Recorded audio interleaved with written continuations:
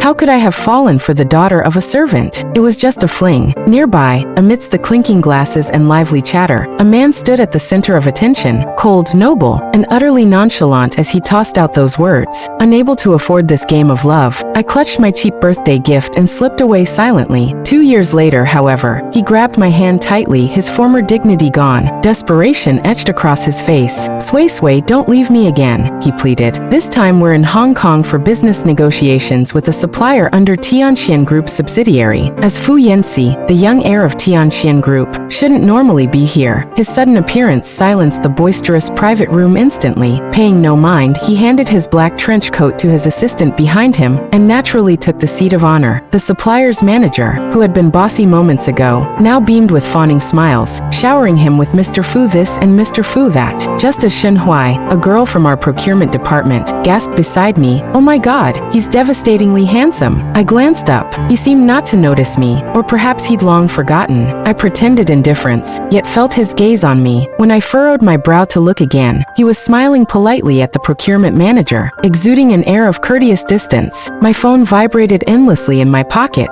In our department group chat, Shen Huai raved about Fu Yanxi's looks. Given her reputation for swooning over any decent-looking guy, she once blew a 7 out of 10 into a 9. Nobody believed her. They tagged me to verify. Shen Huai winked at me desperately. Reluctantly, I replied in the group, "Meh." Instantly, she bombarded my private chat. "MEH? With someone this gorgeous? Your eyes must only see Jiangzong. Love blinds you. Everyone else is trash." I ignored her afterward. Fu Yanxi's presence made others assume the deal was sealed. They left grinning. Drunk, Shen Huai stumbled toward the car. As I helped her in, a shadow darted behind me. "Miss you," his assistant said monotonously. "Mr. Fu wishes to speak with you." Robotic, just like his boss's stoic demeanor. "I don't know you're Mr. Fu," I said, climbing in. He blocked the door, sighing helplessly. "You know Mr. Fu's temper. If you refuse, he'll come himself." Damn it. Fearing complications, I reluctantly nodded. I roused Shen Huai, telling her I'd stay behind, asking her to call when she reached the hotel. Parked in the darkest corner of the lot, a sleek Mercedes waited. A tall figure leaned against it, cigarette tip glowing red. He never smoked before. When did he pick up this habit? Not that it mattered. Under Zhang Zhuzu's expectant stare, I approached. He looked up, crushing the smoke between his fingers. His expressionless face asked, "Don't want to catch up with an old friend?" I stood half a meter away, unmoved. Without his sudden reappearance tonight, we'd likely never cross paths again. "Nothing to discuss," I said flatly. His gaze darkened, lips pressing into a thin, icy line. Just as I wondered if he'd speak, he demanded, "Why did you leave 2 years ago?" 2 years ago? He had the gall to ask? Memories of those bleak days flooded back. Hatred simmered beneath 600 sleepless nights. Bitterly, I shot back, "What's between us? Do I owe you an explanation? What's between us?" Fu Yanxi scoffed, stepping closer until he towered over me. Overwhelmed by his proximity, I stepped back, but he seized my wrist, gritting out, "You Jiaxiu, I'm your boyfriend." You vanished without a word. What did you think of me? Boyfriend? I scoffed, trying to wrench free. Wasn't it all just fun? Didn't you say? My phone rang. Seeing Director Jiang flash on screen, I hesitated. Why was he calling so late? Fu Yanxi's eyes locked onto my screen, voice brittle with coldness. "Who is it?" On impulse, I pictured apologizing to Director Jiang mentally, then forced a saccharine smile, batting my lashes. "My boyfriend." Before the words fully left my lips, I was yanked into the car. In the pitch darkness, Fu Yanxi pressed close, voice low and rough. "Don't joke, you Jiaxiu. I am your boyfriend. Born into hardship at 7. My mother worked as a maid for the Fu family. After my father's death, she brought me to Hong Kong, torn between quitting her well-paid job and leaving me with relatives. Learning her dilemma, Grandmother Fu allowed us to live in their mansion. My first encounter with Fu Yanxi was an ordinary afternoon, my first week there, helping Mom wipe faces. I handed her a cleaned rag just as schoolboy Fu returned. The proud heir regarded me warily, like an intruder. Only when Grandmother Fu introduced me did he speak.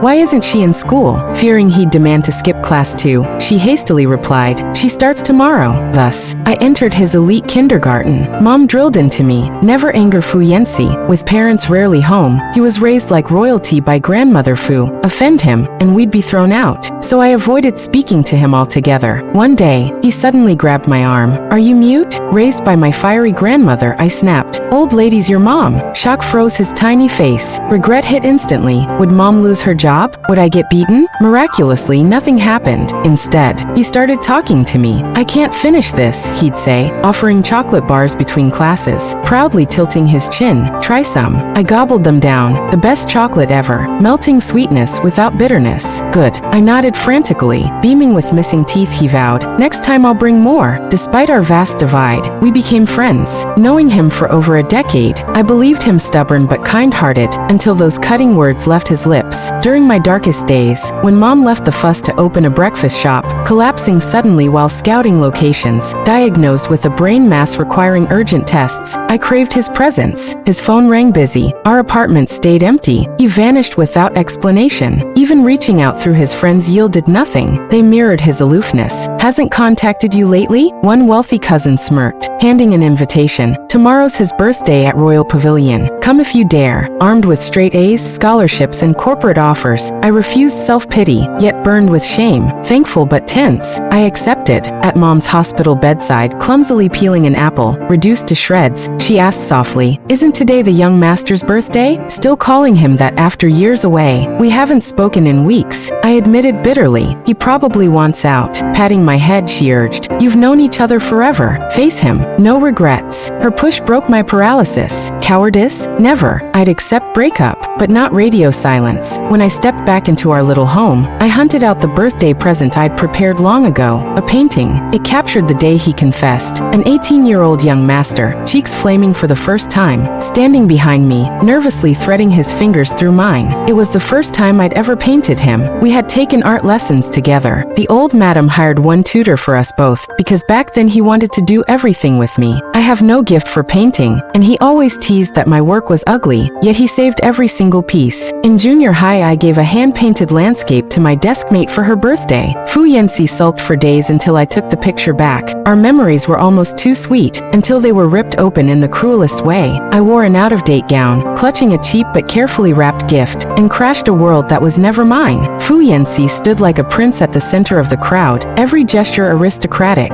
He said lazily, "How could I ever fall for a maid's daughter? Just a game." Shinjuexia glanced my way, eyes full of scorn, clinked her glass against his. The crystalline sound of crystal meeting crystal felt like daggers to my heart. The face I knew best suddenly looked monstrous. I stumbled out, shredded the painting, dumped it in the trash, and tore up every other piece I'd ever done that he'd kept. Then came the hospital call. I raced over, disheveled. No miracle for my mother. The worst news. The thought of losing her made the world crumble, but I couldn't fall. As long as a thread of hope remained, I would fight. Mom squeezed my hand, saw through my forced optimism, and whispered, "Suesue, I want to go home." The home she meant was G-City. My nose burned. I swallowed the sob and answered, "Okay, Mom, let's go home." While I handled the paperwork, Mrs. Fu found me. The first time she'd learned of our relationship, she'd already cornered me, aloof, disdainful. This was the second time. I looked at the check, took it, and said sincerely, "Thank you. I'll leave Hong Kong." The first time I'd thought the scene absurd, something straight out of a melodramatic CEO novel. Now I felt only relief. The money would cover Mom's treatment. I'm no fool. I wouldn't refuse again. Mrs. Fu's lips curled. "See? It was always about the money." My face stayed calm. "Consider it my fee for playing a love game with your son." I gave feelings, he paid in cash. We're even that I took Mom back to G-City, changed my phone number and every contact, cutting off Hong Kong like a panicked rat fleeing a sinking ship. For 2 years I woke from nightmares echoing Fu Yanxi's last words, mantras that wrapped around me like a curse. Now in the dark, hearing him again felt like the nightmare returning. I don't know where I found the strength. I yanked my right hand free and slapped him hard. My voice was ice. "You think you're worthy of saying that? Couples separated 2 years can divorce. At best we were playing house. There's no us anymore. I have a new boyfriend. If you keep pestering me, Mr. Fu, are you angling to be the other man?" The moment the words left me, his breathing turned ragged, eyes fixed on mine. Under the street lamp they gleamed like a predator that had spotted prey and would never let go. I regretted it. Provoking Fu Yanxi in this narrow, dim space wasn't wise. He's never had a gentle temper. I'd matured early. In junior high gym class, boys whispered about my figure. During one sports meet, while they gossiped, Fu Yanxi, who'd come to bring me water, hurled his cup cup at them, then stood watching coldly as warm water splashed their shirts. His friends rushed in before I could break it up, and a small brawl erupted until teachers pulled them apart. Before leaving, Fu Yanxi warned, "Watch your mouths." He'd been terrifying. The boys swallowed their anger and left. Now I felt that same chill. I glared at him, pretending composure, but inside I wondered, is he going to hit me? Outside there was only his assistant, Zhang. Given his loyalty, if Fu Yanxi decided to bury me, Zhang would fetch the shovel. I swallowed, inching my hand toward my phone for legal protection, when sharp teeth grazed the skin above my collarbone. "You psycho!" I yelped, and slapped him again. He climbed out without a word. Under the lamplight his silhouette stretched long. I couldn't see his face. "Zhang Lin, take her home." "Yes, sir." Outside, the city flowed past the windows. I was still dazed. He'd let me go? At a red light, Zhang suddenly said, "Miss you after you left. Mr. Fu searched everywhere for you. If there's a misunderstanding, it's better to clear it up." I laughed coldly. "Assistant Zhang, how much did your salary rise to make you speak so loyally?" He stayed silent, then as the car moved again murmured, "Thank you for asking. Just hit 7 figures this year." My apologies. With that pay, I'd swear filial piety to my boss and hand wash his underwear, except Fu Yanxi's. That manipulators? Too unlucky. I marched straight into the hotel. Sure, this was our last meeting. His pride wouldn't let him seek me again. Yet I hadn't received Shen Huai's safe arrival call. She wasn't answering either. Worried, I hurried to our shared room and found her sprawled at the foot of the bed, dead to the world, phone on the floor. Her screen had no passcode. The dial pad was open. She'd probably meant to call me before conking out. I eased her into bed. She mumbled, "Sister Sui, you're back," rolled over and slept on. Our communication with the supplier went smoothly. Their attitude shifted from initial reluctance to enthusiastic engagement. They even arranged for us to tour their factory the next morning. This eased my worries. It seemed Fu Yanxi hadn't interfered. True to its reputation as a sought-after partner in the industry, their production line met top-tier standards. I documented everything meticulously, planning to compile a report for the company upon return. Management was highly satisfied. Now came the quotation phase, yet the supplier delayed finalizing prices, repeatedly asking us to wait just a little longer. We couldn't appear overly eager, so our manager gave us paid leave. Since Hong Kong is a shopping paradise, we'd arrived burdened with countless colleague requests for duty-free purchases. Shen Huai dragged me straight to the largest mall. Once inside, she transformed into an unleashed stallion, unstoppable, her shopping prowess legendary. When we left that morning, I never anticipated spending half the day battling gravity. My heels had already begun throbbing after 30 minutes. By noon, I surrendered, collapsing into a cafe chair while Shen Huai continued her rampage. "Isn't that Jia Sui?" A familiar voice cut through my discreet attempt to massage my rubbed raw heel. I froze mid-winced, lifting my head with forced politeness. "Juexia, long time no see." Social norms dictated standing for greetings, but decorum be damned. I stayed glued to my seat. The girl beside Juexia tilted her head curiously. "Who is she?" Juexia smirked. "Yanxi's ex-girlfriend, if you count it." Her companion giggled, eyeing me critically. "Oh, her? Manners clearly aren't her forte." That sealed it. These privileged brats had obviously savaged my character behind backs. Poverty shame belonged to younger versions of myself. Now I just found them tiresome. Ironically, though raised alongside Fu Yanxi's circle, I barely qualified as an acquaintance. Their adventures, Swiss ski trips, Indonesian dives, yacht parties hopping across continents, were worlds I couldn't enter. Money barred the door. Early on, Yanxi tried bridging the gap. My first ski lesson, he'd taken me up beginner slopes, patiently hauling me up after endless falls until I managed clumsy turns. Even bought my gear, until I checked price tags and nearly choked. Mom's warning echoed, never mistake borrowed wings for your own. Afterward, whenever he invited me again, I invented excuses. Allergies flare up in cold. He dropped it. Of course, they never mocked me openly to Yanxi. His friends mastered subtle digs about my outsider status. At his 24th birthday gala, Yanxi's toast practically handed them permission slips. Before, they'd merely implied our differences. Now they felt licensed to flaunt them. Fine by me, I pretended obliviousness, maintaining frail truces where necessary. But today, they drew first blood. Time to stop playing nice. I rolled my eyes with surgical precision. My manners are reserved for decent people. The younger girl flushed angry crimson. "What did you just say?" "Literal much." I scoffed. "If brain cells equaled common sense, your head would be empty at high tide. Back off before I demonstrate why country bumpkin doesn't begin to cover you." She lunged forward, spitting. "Peasant." My fist shot up faster. "Coarse? Try feral, mess with me again, and this face gets rearranged. She stumbled back, wide-eyed. Juesha stared, genuinely startled. Apparently hell hath fury she didn't know existed. Before she could recover, a deep voice sliced through. What's going on here? My spine stiffened. Of course, today's cosmic alignment favored maximum awkwardness. How did he always find me mid-disaster? Tailored in charcoal silk, carrying some designer bag. Fu Yanxi looked every inch the heir apparent. Juesha recovered quickly, sweetening her tone like poisoned honey. Yanxi brother, wouldn't want uncle and auntie worrying. Seeing you mixed up with this again? He studied her a moment too long, then leaned in close, whispering something that made her face curdle. She shot me one last venomous glance before fleeing with her sidekick. My brow arched. Whatever he'd said packed nuclear fallout. He crouched suddenly, grabbing my ankle. Cold palms sent shivers up my spine. I jerked away violently. Lost your mind. Wordlessly, he produced ballet flats from his bag, swapping my torture devices without ceremony.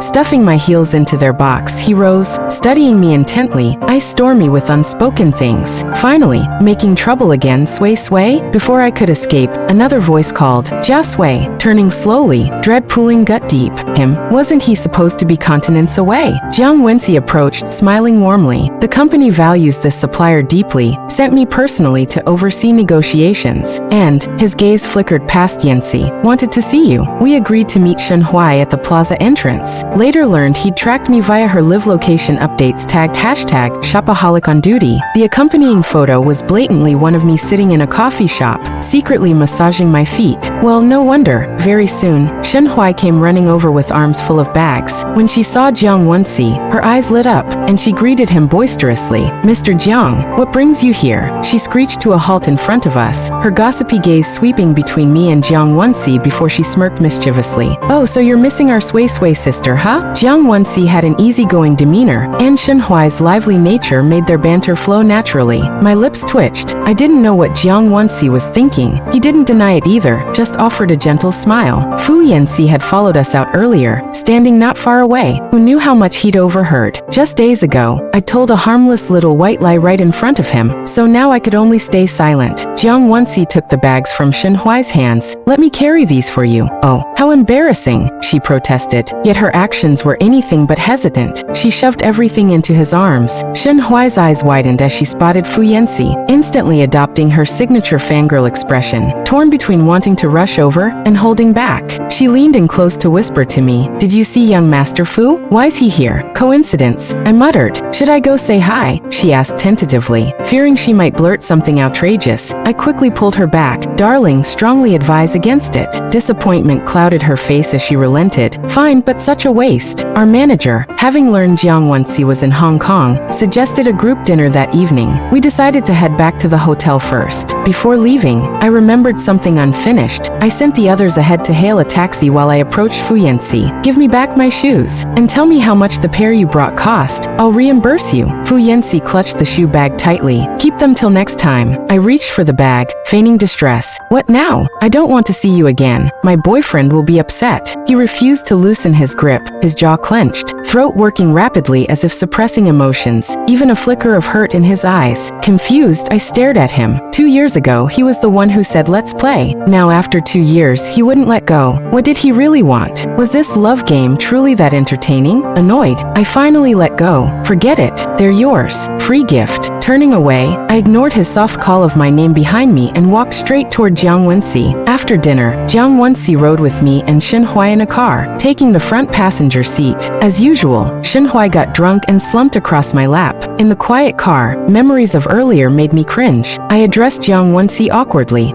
What Shen Huai said today was just a joke. Don't take it seriously." He turned back, gaze lowered slightly, lips curving faintly. "What if I did?" I stammered. "I will," he smiled, changing the subject. "That young Mr. Fu is your ex-boyfriend, isn't he?" "It's in the past," I replied flatly. "When I found your phone," he noted, "your lock screen was his photo." "Not anymore though." I solemnly raised my phone. My lock screen now says, "Work hard, get rich." Jiang Wenxi chuckled helplessly. "Got it, diligent worker." I grinned sheepishly. Our meeting had been pure coincidence. When I brought my mom back to City G, juggling job hunts and her care during her surgery prep, rain derailed my post-interview hospital dash. Stuck without an umbrella umbrella or taxi, I'd run through puddles and collided with Jiang Wenxi at the hospital entrance. Frantic about Mom, I'd apologized hastily and left, only to realize my phone was gone. Rushing back, I found him waiting patiently by the door. "Didn't want you worried," he explained, handing it over with a nod. That half-hour wait meant everything to a stranger in a new city. Warmth flooded me. I insisted on treating him to lunch someday. Fate intervened sooner. We locked eyes in the elevator at my new company. Both stunned, we laughed until he broke the silence. Small world. Colleagues now. Lunch later. True to his name, Wenxi Gentle Jade, Jiang Wenxi became my mentor and friend. Every step forward in City G owed something to him. Gratitude filled me, but nothing more, though he'd never confess feelings. Rejecting him felt presumptuous. Things hung in limbo. Meanwhile, negotiations stalled suspiciously. Our suppliers' vague excuses clashed starkly with their earlier enthusiasm during the factory tour. Playing games, Shenhui grumbled, stringing us along. Studying their background, Tianxian Group's logo glared back.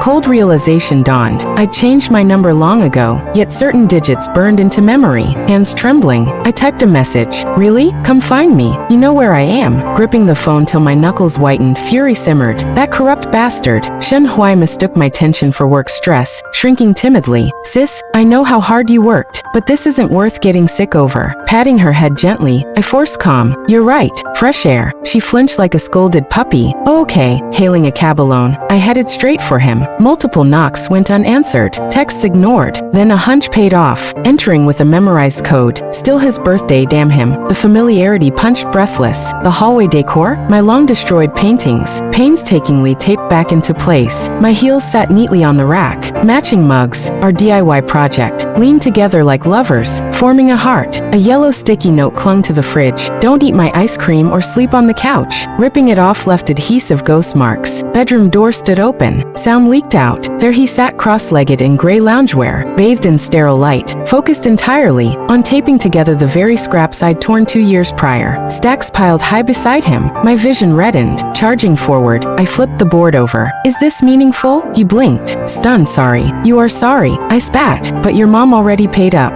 We're square. Stay on your damn bridge. I'll cross mine alone." He showed zero surprise at mentioning the money, just that obsessive stare deepening. "I told you." His voice roughened. "Wherever you hide, I'll find you." Missed chances flashed cruelly. Ski trip junior year. Me falling repeatedly while rich kids laughed. His rare patience when fetching me frozen and terrified in the Alps. "Found you." He'd promised then, wrapping his thin arms around me. If we'd stayed friends, would things be different? Too late now. Reality's no fairy tale. Cinderella had royalty. I had pride and borrowed courage. That night his mother ordered me away, calling me staff daughter unfit for association. Should have ended it cleanly. Instead, his words later sealed my exit. Servant's daughter. Echoes still haunted. Now, this delayed longing felt cheap. Just missing his shadow, probably. Trying to manipulate his way back into my life. Pathetic. But I refused to play along. Bending down, I seized the collar of his shirt and forced him to look up at me. "It's over. Why bring this up now?" Did my tactful exit annoy General Manager Fu? Fu Yanxi caught my wrist. His expression uncharacteristically fragile. No trace of his usual aristocratic composure remained. Sway, don't leave me again." I reached for his buttons, smiling coldly. "Fine. Want to finish what we didn't do before breaking up? Just remember, my boyfriend mustn't find out. A mistress should act like one to be cherished." His eyelashes trembled. Something seemed to shatter in his eyes. He shoved me away, voice shaking. "Get out." I scrambled off without hesitation. Before leaving, I glanced back. "Stop your covert manipulations. Pathetic and juvenile." Slamming the door behind me, I ignored whatever turmoil followed. Shortly after stepping outside, Jiang Wenxi called. When I promised to return quickly, he didn't press further. That evening, the supplier submitted a quote, lower than our target price. During the video conference, our CEO beamed with triumph. Our company was hardly qualified to partner with such a high-tier supplier. Watching his smug face, a thought flickered through my mind, but vanished before I could grasp it. Turning to meet Jiang Wenxi's contemplative gaze, I brushed it aside. Days after returning to City G, messages arrived from an unknown number. Photos showed Fu Yanxi fishing, the torn sticky note from the trash, retacked to the fridge, and a freezer stocked with my favorite strawberry ice cream.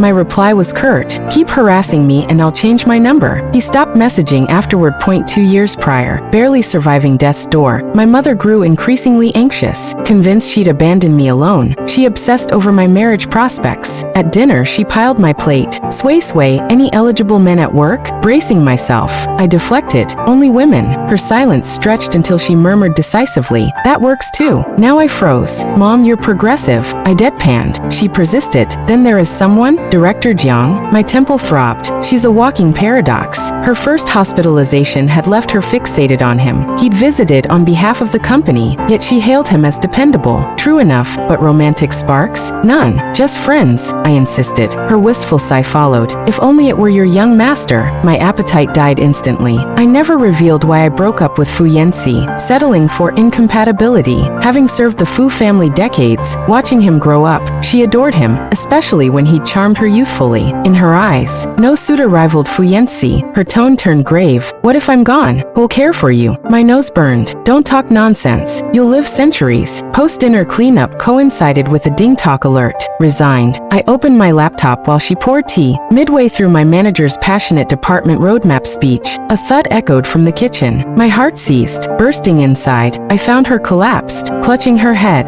Paramedics arrived minutes later. During her second hospitalization, she joked weakly, second time's routine. But the MRI results crushed us. Malignant recurrence. Even with successful surgery, life expectancy stood at 2 years. Wiping tears before entering her room, I forced cheerfulness. Like last time, surgery fixes everything. Her procedure began at 6 p.m. Every exiting surgeon frayed my nerves in the chilly corridor. Shivering beneath thin knitwear, I dared not leave. Then warmth enveloped me, a coat draped over my shoulders. Startled, I met weary dark eyes. How did you hear? I asked hoarsely. Word travels fast, Fu Yanxi rasped. Too exhausted for pride, I pulled the coat closer. Collapsing won't help anyone. At 10 p.m., she emerged post-op, successful, but intensive care overnight. On day 3, transferred to a private room with nursing staff, she brightened seeing Fu Yanxi. Nurses limited visits though. Once outside, I managed civility. Didn't return to Hong Kong? His phone buzzed constantly, ignored on silent mode. Who worries you? I pressed. His gaze held stormy depths. Voice stayed level. I didn't ask. 2 days later, when she sat upright, he flew back to Hong Kong. After she recovered mobility, an unexpected visitor arrived. Grand Lady Fu, gentle and kind to servants, allowing my upbringing in their home, she commanded deep respect. Gripping my mother's frail hands, she marveled. Years apart, yet thinner still. During my mother's nap, she confided, Yanxi stayed a week here. Knew it was your illness. Tragic child. Any need. Speak freely. His parents cling to archaic matching rules. Nonsense. You are my chosen granddaughter-in-law. It dawned on me, she knew nothing of our breakup 2 years prior. How had Yanxi deceived her? The old lady gazed at me with benevolence.